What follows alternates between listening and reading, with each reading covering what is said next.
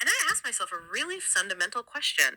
How did we actually get here? Ah, the big question. Right, but I don't mean the biology. I don't mean, how did our brains get big enough to invent concrete? I mean, the arrangement of it all. Did humanity just sort of drift into this? You're asking if society is an accident or an invention. Exactly. Did we just stumble out of the caves and accidentally form complex societies because it was convenient, like moss growing on a rock? Mm, And this is the thought that actually scared me a little bit.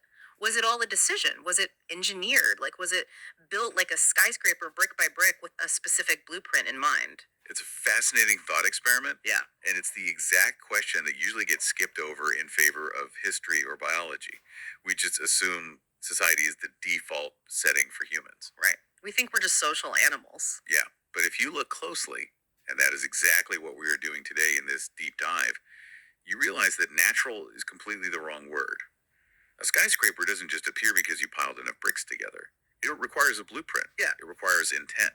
And most importantly, it requires a decision to build it in the first place. And that is exactly the cliffhanger we are standing on today. Because for this deep dive, we are unpacking an incredibly fascinating and honestly pretty revolutionary framework called sociogony or sociogony. And this was founded and developed by the thinker Safa Kaçmaz. Yes, his work is incredibly comprehensive. It really is. And let me tell you, reading through his source material for today, it's not just another history lesson. It feels like looking at the underlying source code of human civilization. His main thesis hits you like a freight train. He argues that society is not a spontaneous occurrence. Not at all. It actually acts against the entropy of nature. It is a fully conscious construction. It really reframes the entire human experience. Safa Kaçmaz has established sociogony as a fundamental social science discipline. Yeah. But unlike sociology, which often looks at how society functions now, Yeah. looking at crime rates or urban planning, sociogony asks how the foundation was laid. Right, the origins. Exactly. It asks about the genesis. It looks at religion, history, and organizational structure, not as separate subjects in a university catalog, but as different facets of the very same massive construction project. Okay, let's unpack this immediately because my brain is already buzzing from the prep work we did. Usually, when we learn about history, we learn about wars and kings. When we learn about religion, we learn about faith and rituals. Safa Kaçmaz is saying, what is he saying exactly? That these are all just blueprints. Precisely. He's saying that if you want to understand the building, you can't just look at the paint on the walls, you have to look at the structural beams. Sociogony posits that society was built through a very specific mechanism called the ToplumBirim, The ToplumBirim. or SocietyUnit in English. Right, the society unit. Yeah. And everything we see in history, every religious text, every law about marriage, every tradition about food, is actually a record of how these units were built and how they interacted with each other. ToplumBirim. I want you to keep that word in your mind as you listen because we are going to become very familiar with it. It sounds like we're peeling back the wallpaper to see the wiring of civilization. But before we get to the wiring, let's talk about the foundation. Let's do it. Because I think most people, if you press them, would say humans are just naturally social animals, right? Wolves have packs, bees have hives, humans have cities. So isn't it just organic? We just scaled up. That is the standard view, the evolutionary drift model. It suggests we just drifted together for warmth and safety. But Safa Kaçmaz argues that there is a massive gap, a canyon really, between a herd and a society. A herd versus a society. Okay, break that down. A herd happens because of pure instinct. A wolf doesn't hold a town hall meeting to decide to be in a pack. It just is. It's biological programming. But society happens because of a decision. This is the absolute crucial distinction in sociogony. A decision. That implies a specific moment of intent. That implies that at some point our ancestors looked at each other and said, we're going to do things differently from the animals. Exactly.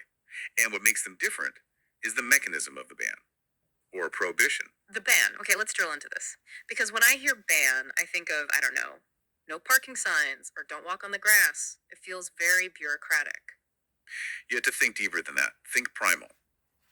In nature, in the raw biological world, there are no bans.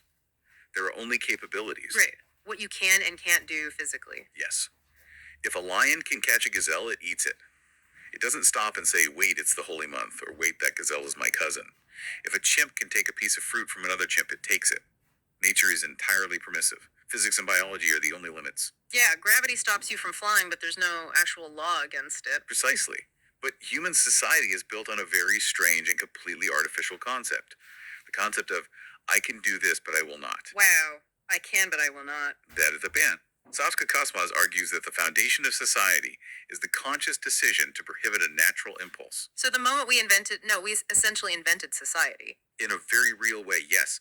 When a group agrees to a prohibition, whether that's we will not eat this specific animal or we will not have sex with these specific people, they're creating a conceptual boundary. They are carving out a space that is distinct from nature. They are acting as architects. Oh, that is such a powerful image. We aren't just floating down the river of evolution. We built a dam.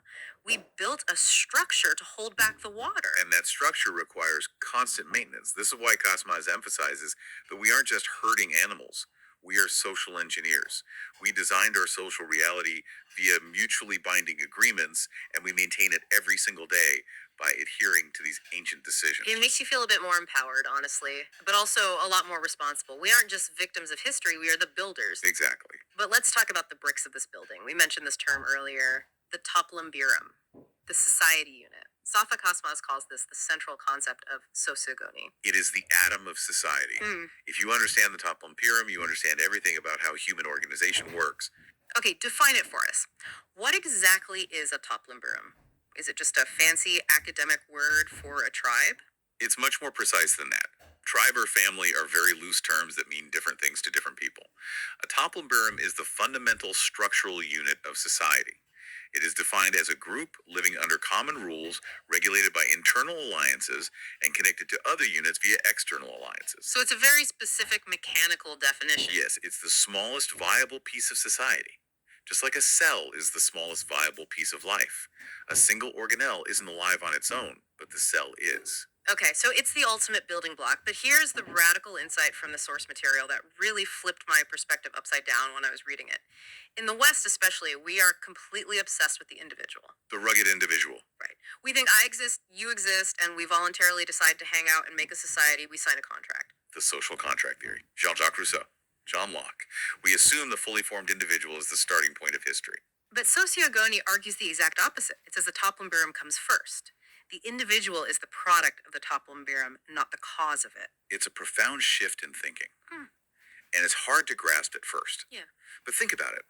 Without language, without a name, without the physical safety provided by the group, without the rules of who your parents are, do you actually exist as a social being? Well, biologically, I exist. I have a heartbeat. You have a heartbeat, yes. You are a biological entity, an organism. Yeah. But are you a person? That's the distinction. Yes. The person, the entity with an identity, with rights, with a history, with legal standing, is a construct created entirely by the ToplumBirim you were born into. The unit creates the necessary context for the individual to exist. That is really humbling. It's kind of like saying the pixel doesn't exist without the screen. Or at least it doesn't mean anything without the screen. That's a great analogy. Yeah. And that is exactly why the rules of the ToplumBirim are so incredibly powerful. They aren't just traffic laws to make life convenient. They are existential. They define who and what you are. Because if the unit dissolves, the individual loses their context. Exactly. This is why in ancient times, exile was often considered a fate worse than death. To be cast out of your ToplumBirim was to literally cease to exist as a human being. You became a ghost while you were still breathing because your identity was tied to the unit. This makes the construction aspect of society so much more intense. If the ToplumBirim is the machine that makes us human, we really need to understand how this machine works. It can't just be magic. What are the actual gears turning inside this thing? Safa Kaçmaz identifies some very specific pillars that hold it up.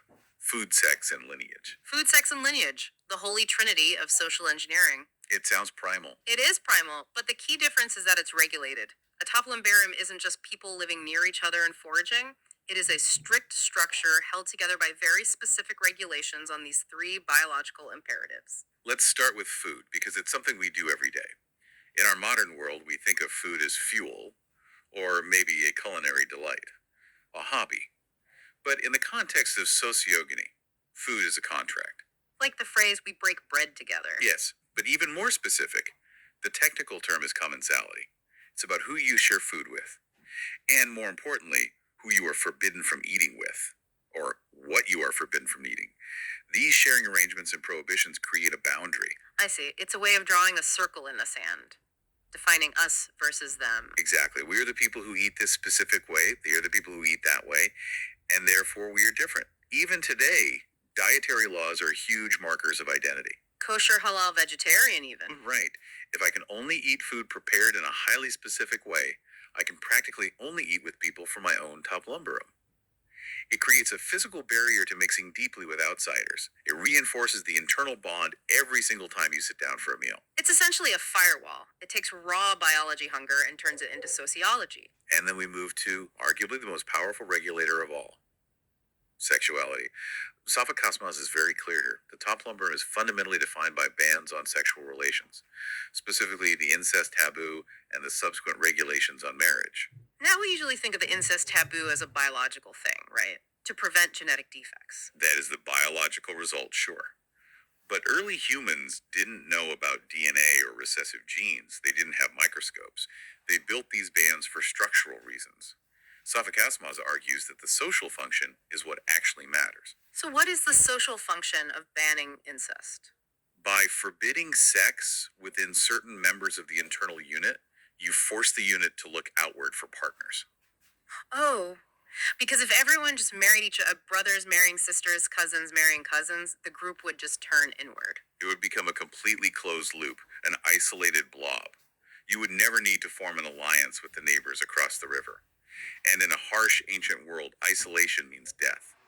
By banning internal sex, the ToplumBirim forces its members to connect with other ToplumBirim. By giving my daughter, you give me yours. Exactly. It's the mechanism of exchange. Haha. So the ban on incest is actually humanity's first foreign policy tool. In a way, yes. It is the engine of expansion and consolidation. It creates a network. It turns potential enemies into in-laws. And Safa Kaçmaz dives really deep into the dynamics of these alliances. He talks about the complex relationship between siblings, for example. How so? Well, he explains how siblings represent a delicate balance between marriage, which is consolidation, and hostility, which is separation. Wait, hostility? Between siblings? Think about it structurally. Siblings are natural competitors for resources and inheritance, but they are also the closest allies against the outside world. The ToplumBirim has to manage this tension perfectly. So if the siblings fight too much, the unit shatters from the inside. Right. But if they are too close incest, the unit stagnates and gets wiped out by outsiders. The rules, these conscious constructions, are there to navigate that razor's edge. It's literally like engineering a bridge. You need tension and compression in the exact right places, or the whole thing collapses into the river. Precisely. And this leads directly to the third pillar, lineage or child belonging. In a ToplumBirim, it is absolutely critical to know who a child belongs to. This isn't just about sentimentality or parental love. It's about the continuity of the structure itself. Right, because if the ToplumBirim creates the individual, the structure has to survive the death of the biological parents. The machine has to keep running. Exactly. Inheritance isn't just about who gets the cows or the gold when someone dies. It's about who inherits the status, the alliances, and the social obligations of the previous generation. The rules of lineage ensure that the unit survives time. So to summarize these pillars, you have food creating the boundary, sex creating the alliances, and lineage creating the continuity. That is a perfect summary. These aren't just cultural quirks or weird traditions we do for fun. Safa Kaçmaz is arguing that they are the structural beams that hold the ToplumBirim together. Without these very specific rules on sex, food, and inheritance, the ToplumBirim dissolves. It falls apart entirely. And if the ToplumBirim dissolves society as we know it disappears, we revert back to the herd. That is the core argument of Sociogony. This really sets the stage for the next part of our deep dive, because if these rules are so important, if they are essentially the constitution of humanity, surely they must be written down somewhere. We wouldn't just trust this to memory. And this is where Safa Kaçmaz takes us into the library of human history and religion. This is perhaps the most provocative part of his work, rereading history and divinity through the lens of sociogony. We're talking about the big texts here. The source material mentions the Theogonia, the Enuma Elish, the Avesta, the Torah, the Bible, the Quran. Safa Kaçmaz mentions all of them in his analysis. He does, and the shift in understanding that he offers is radical. Usually we view these texts through one of two lenses, either theology as matters of pure faith and divine revelation, or mythology as fictional stories of gods and monsters. Right, Zeus fighting the Titans, or the incredibly detailed lines in Leviticus. But Sociogony puts on a completely different pair of glasses. It views these texts not merely as faith or abstract mythology, but as reflective data. They are records. Records of what exactly? Records of ancient social orders and alliance structures. When the myths talk about gods marrying goddesses, or gods overthrowing their fathers, or massive covenants being made between mortals and the divine, Safa Kaçmaz says these are allegories for the interactions between ToplumBirims. That is endlessly fascinating. So, a story about a war in heaven might actually be a coded record of a terrestrial conflict between two dominant social units. Exactly. Take a standard creation myth where a new, younger god overthrows an older primordial god. In Sociogony, we don't just say, oh, that's a fun story. We interpret this as a record of a social revolution. A regime change. Yes. A new ToplumBirim with new rules replacing an old, perhaps patriarchal or matriarchal order. The text is preserving the memory of that structural shift for future generations. It makes total sense when you frame it that way. If the ToplumBirim is the most important thing in your life, your holy book would essentially be the survival manual for that unit. Yes. The Torah, for instance, is incredibly detailed about food laws, marriage laws, and inheritance. Why? Because those are the load-bearing pillars of the ToplumBirim. The text is actively preserving the code of that specific society. To keep the firewall intact. Right. The Quran, the Bible, the Avesta, they are all establishing the boundaries of their respective communities. They define who is in and who is out, and exactly how the people inside must behave to keep the structure standing. So to be clear about the source material, Sociogony doesn't look for the origin of society inside the myths. Like, it's not taking the myth literally as historical fact, but it looks behind the myths. Correct. It looks for the underlying mechanism. It reads a story and asks, what social regulation is this story trying to enforce? What alliance is being codified here? It unifies the fields of human study. Because we tend to separate all these things. Religion, history, kinship economy. We literally have different departments for them at universities. But Kaçmaz argues they are not independent fields at all. They are just different expressions of the exact same founding core. The core being the ToplumBirim. Yes. Economy is simply how the unit manages its material resources. Kinship is how the unit manages its reproduction and alliances. Religion is how the unit codifies its laws and historical memory. History is the record of the unit's alliances and conflicts over time. They are all one thing. This is like a grand unified theory of society. It connects the dots in a way that makes you realize how fragmented our modern view often is. It allows you to translate between religion, economy, and politics because you realize they are all just talking about the same structural needs. And that brings us to the actual utility of this science today.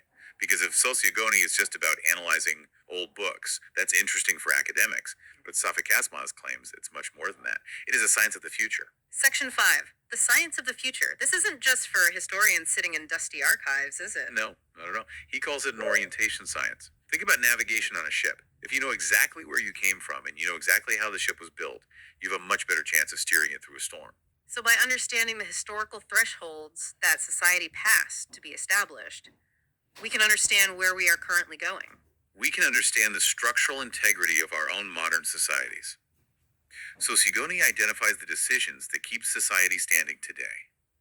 It identifies the mechanisms, those ancient bands and agreements that still act as the load-bearing walls of our culture. And conversely, it identifies what happens if you remove those walls. Exactly. If we understand that society is a conscious construction, we have to realize that it can be deconstructed. It can be unbuilt. Yes. If the mechanisms of the ToplumBirim are dissolved, if the rules of sharing, the rules of belonging, the structures of alliance break down, Sociogony predicts the collapse. It explains the why behind social disintegration. It's like looking at a blueprint and saying, hey, if you knock out that pillar over there, the roof falls in. Even if that pillar seems outdated or you don't like the look of it. And in a world that is changing so rapidly, where traditional structures are constantly being challenged or dissolved, having a science that explains the objective function of those structures is incredibly valuable. Right, it takes the emotion out of it. Exactly.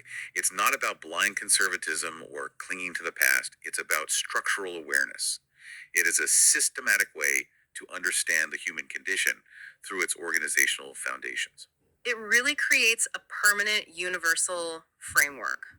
Whether you are looking at an uncontacted tribe in the Amazon, a city-state in ancient Mesopotamia, or a massive modern nation-state, the underlying principles of the ToplumBirim apply. They absolutely do. The scale changes, obviously. We have multinational corporations and digital communities now, but the physics of the social construction remain exactly the same. We still need boundaries, we still need alliances, and we still need continuity. This has been a massive paradigm shift. I feel like we've just zoomed out to a satellite view of humanity. Let's do a quick recap of this journey for you listening because we have covered some incredibly dense territory today. It's good to synthesize it. We started with the foundational idea that society is not accidental, it is an invention, a conscious construction built against the permissive flow of nature through the power of the ban. Then we introduced Safa Kaçmaz's central concept, the ToplumBirim, the society unit, the atom from which the individual is produced. Yeah. And we learned that the individual serves the unit and exists because of the unit, not the other way around. We looked at the pillars that hold this unit together, the strict regulations on food, which create boundaries, sex, which forces external alliances, and lineage, which ensures continuity.